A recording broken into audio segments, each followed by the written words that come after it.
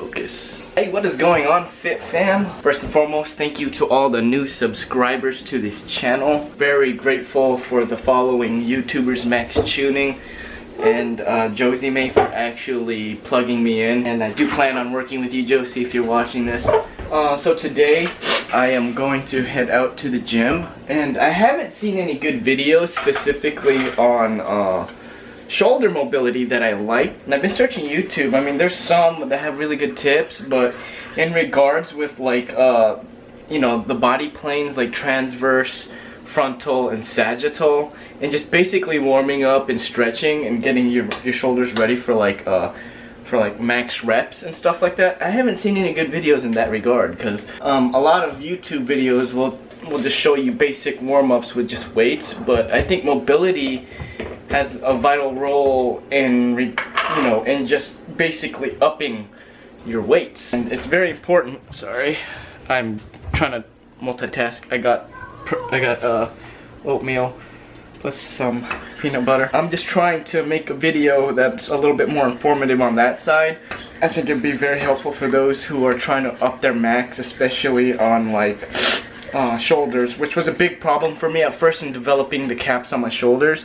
But I realized that since the shoulders are very pivotal, you don't want to injure your shoulders. So I'm gonna create this video for those who are keen on building bigger shoulders and bigger caps. Pre-workout of choice, Shouts 2, Cellucor C4, and I will stack it with some nitric oxide, get a little bit of pump going and a little bit more vascularity and blood into the shoulders. So I'll see you guys here shortly at the gym.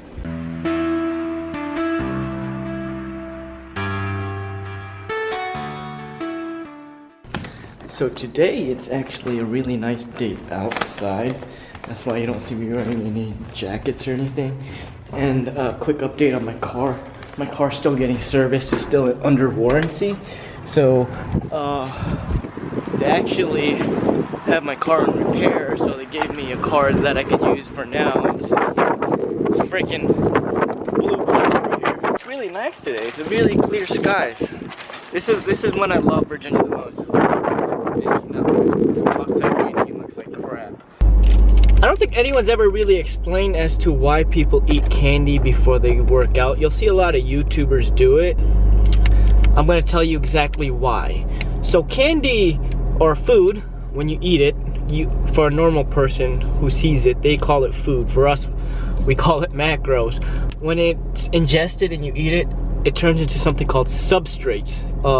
Your proteins, your fats, and your carbs. So carbs turn into ATP, and ATP fuels the cell and turns into energy, or basically the energy for the cell. So an immediate source of energy for the cells would be this right here, candy.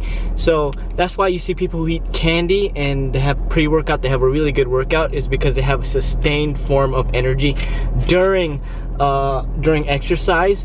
And another cool tip is when you're working out, your body, instead of using insulin to break down carbohydrates, your body uses something called glucagon instead of using insulin. So it activates glucagon to actually break down carbs, and it's less harsh on the pancreas. Okay, that's something I could tell you. We'll go ahead and do this tutorial. I hope that tip helps you out.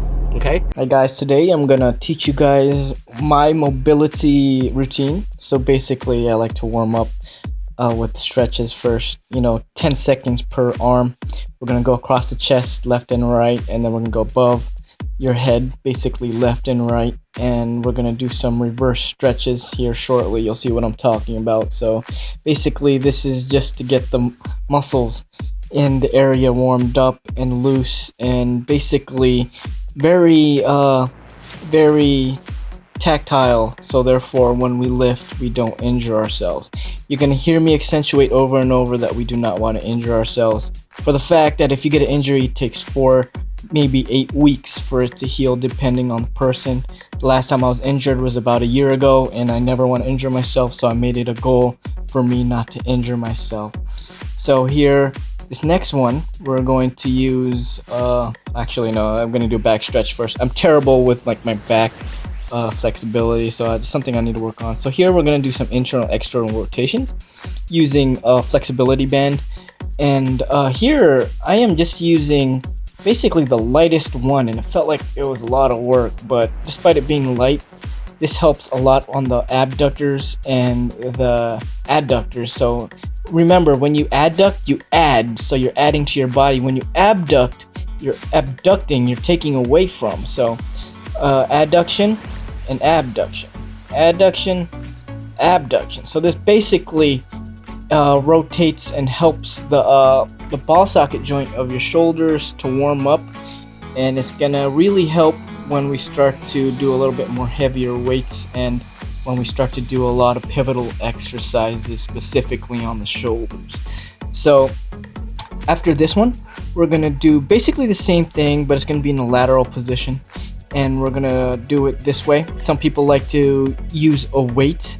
Specifically, I don't like to use weights because the resistant bands, I feel like they put enough resistance on your shoulder for you to get a really good warm up, and for me, I feel like I'm in control of the resistance band compared to actual weight, where when it goes down, it feels like it's pulling, and you know, there's that gravity of force that's pulling it down versus you pulling it back up, and there's that force, and it's kind of hard to pull back up if you know what I'm talking about. So yeah, that's about it with the resistance band. This really does help with basically just warming up your shoulders. So these next exercises basically get the socket more warmed up. Here I'm just doing baby circles, and we're gonna reverse it, and we're gonna do the same thing. These are like 10-second counts. After this, I'm gonna go into even bigger circles. Why? Because this is just for the range of motion, guys. Some people really don't have a really good range of motion, but if you can fix that range of motion, it helps define and build your shoulders a lot better, and you're able to actually lift more, and it keeps your shoulders tactile. And basically here I'm just doing some coordination, left and right, or reverse and forward circles, and just reverse it out. It doesn't, what's it called? It helps to actually do it, and yeah. Here we're gonna do basically some transverse, and we're gonna do some frontal and some sagittal. So this is basically transverse, just to get those planes of motion for your shoulders to hit, like all sorts of, you know, the planes of motion. Here is sagittal. For those who don't know what sagittal means, it means forward and upward position, kind of like a deadlift and a bicep curl. And then this next one is a frontal. This is very similar to side lateral raises with the shoulder. And this right here, my shoulders are already pretty much warmed up, and I could definitely feel it pulling when I was about ready to lift. So my shoulders are very nice and warmed up, and usually I do these in sets of 2. So now I'm just gonna warm up with just the bar, basically to get that range of motion going, so my shoulder knows what it's up against. And I do 12 to 15 of these, focusing more on just the form of it all, because today I really wanted a PR. My PR last time was 115, and today I PR'd 135, so I'm very proud of myself. I mean, it took me a while to break my last PR, and you know, these stretches helped. So again, I do it one more time, just to keep safe. And as you can tell, I was getting my belt on. My belt is ready for me to start lifting heavier. For those who don't use a belt, the belt is actually to help sustain and keep your core really tight, and it helps with support on the lower back and your core. That is the reason why I use a belt, and it's up to you whether or not you want to use one. So here it is. This is what I worked up to. This is why I wanted to do this tutorial, to make sure that you do not injure yourself when you are going to a PR or heavy weightlifting. And yeah, I was able to break my PR, and something definitely I was proud of, because this is just raw strength you're putting right above your head, and that last one right there hurt so much. But yeah, thank you for watching. Hope you enjoyed and learned something.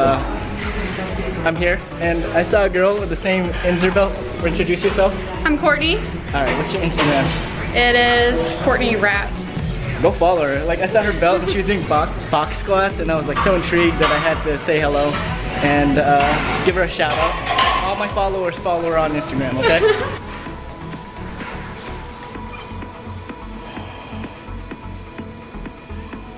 Hey guys, and that concludes my basic mobility for my shoulders. Like I said, I haven't really seen a solid video, and I wanted Tim the Bodu, I think that's how you say his name, but to actually create one, because he did a really good video on mobility for the legs and basically the hips for before you squat, and I really enjoyed that video, but he never made one for a follow-up on shoulders, so I decided to make one for myself. So shout out to you, Tim. I will be announcing the winners for a C4 giveaway tomorrow and also the Gymshark giveaway. So yeah, you guys take care, train hard, train smart, and train with heart, and you'll make all sorts of gains, man.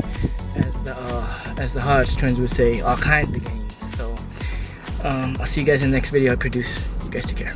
Peace.